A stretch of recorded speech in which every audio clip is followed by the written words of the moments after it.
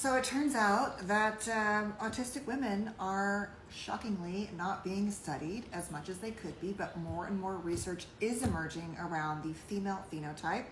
And I wanted to share, I'm sharing all recent articles from 2024 and 2023 on narratives through the lens of autistic women who were late diagnosed.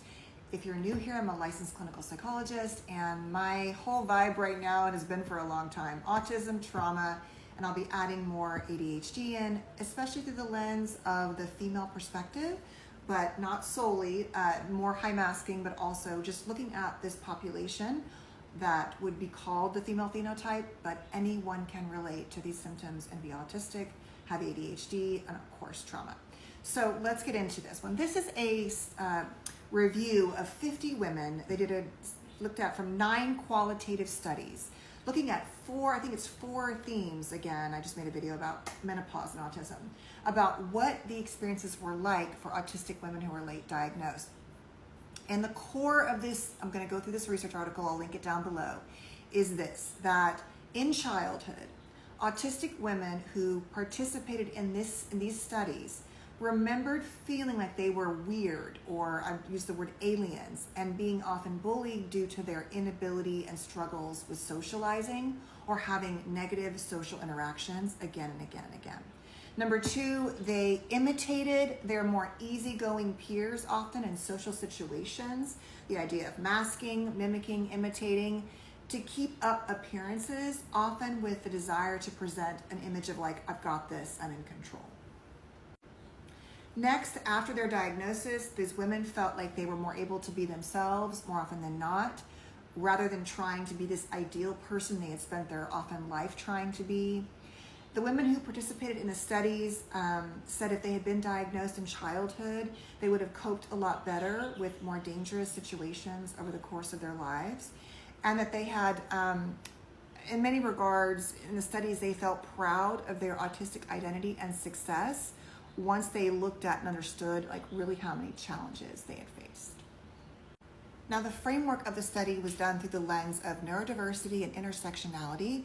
And it's important to understand that because we're talking about the medical models of disability, how we see people's roles, how we understand differences.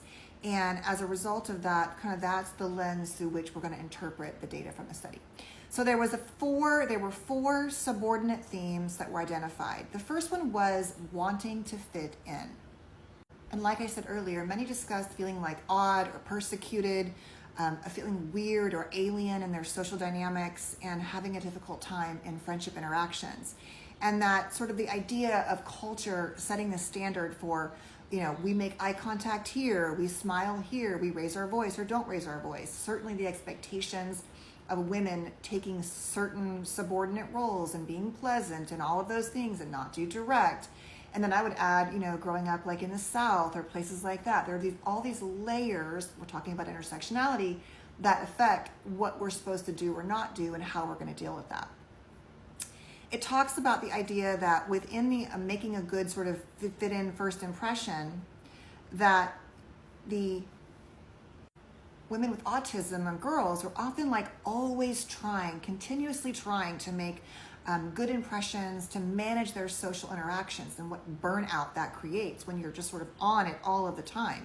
And that's a big reason why a lot of other articles, and I've talked about our nervous systems being overwhelmed. This is true with trauma, neurodivergence, that it's like that fight or flight needs to rest, and that social interactions, especially in autism, are going to be, even if you love to socialize, exhausting and often require a lot of recovery time. It says difficulties with social interaction and misunderstandings frequently occur between autistic and non-autistic individuals, described as the double empathy problem. Many of you have heard of this. This theory challenges the idea that autistic individuals lack empathy for others and proposes that autistic and non-autistic people can misunderstand the feelings and behaviors of the other. After all, social communication is a two-sided affair. And so it says, growing evidence demonstrates that non-autistic people often find understanding autistic people really difficult and have a hard time inferring their emotional states and can really judge them negatively based on first impressions. And it talked about many of these women who were, once again, often unaware they were autistic in childhood, and how that knowledge and not understanding all that they were doing was so depleting and filled with overwhelm and shame and difficulty. And so the idea is, of course, especially in child-centric circles, we want in human circles, the animals that fit in, that are accepted, are going to have a different experience. The humans are the same way. And so it talks about, like I mentioned earlier, that the factors that affect us being accepted are often bigger than we are in terms of like society and culture and expectation and things like that.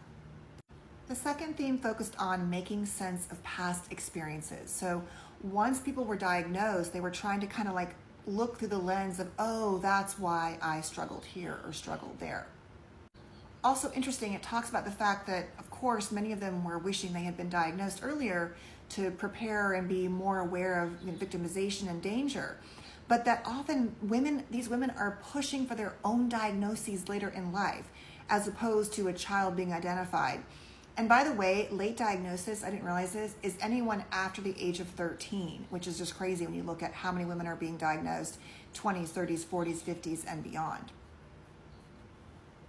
The next part of the narrative of understanding their autism was this idea of developing a new autistic identity, and how that, in some ways with growing social media and like all the things we talk about and access to online communities, that there is more possibility now for those who are neurodivergent to make connections. But I still feel like if you talk to most of us, we keep thinking like, wouldn't it be great if we could all, have this network together? Because there is something about communication and understanding the autism piece, especially I think with people who kind of like get it.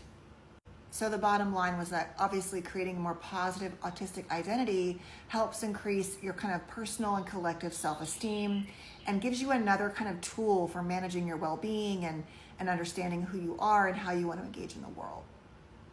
And once again, this goes back to the last one, is the barriers to support. I was talking about menopause and autism, and that the barriers are significant when so many GPs and psychiatrists and clinicians have really only one lens of autism that is very DSM focused, the old DSM even more so. And even an example here, one person says, when I mentioned the possibility to my psychiatric nurse of being autistic, she actually laughed at me. I asked my mom, this is all in the UK, who was a GP at the time, if she thought I was autistic. And she said, of course not. And so the idea is that more GPs and clinicians are used to identifying autistic features in boys, first of all, and they may not even think of autism when they come in, when patients come in with these histories of anxiety and depression and medications and things like that haven't worked.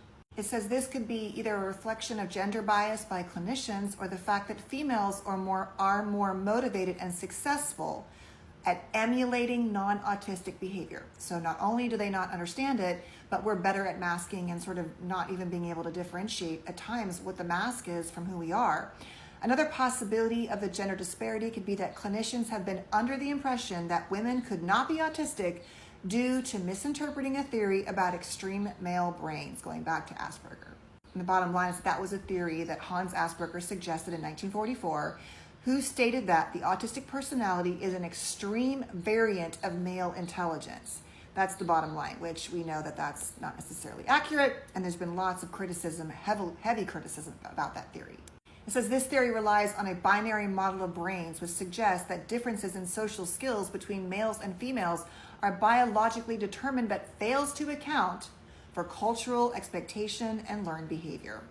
So I thought that was interesting. It says that, even with all this information, women reported that once they even got a diagnosis, it's like, well, where now? There really aren't a lot of resources.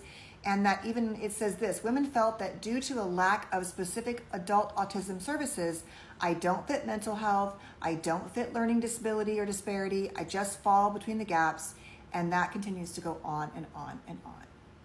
So we have a long way to go, but I just keep saying that if I had not understood the female phenotype, I don't know that I would have gone down this rabbit hole, and that's why I keep sharing it. It is not to discount that anyone, once again, can have any of these symptoms and traits and experiences, and all of them are valid.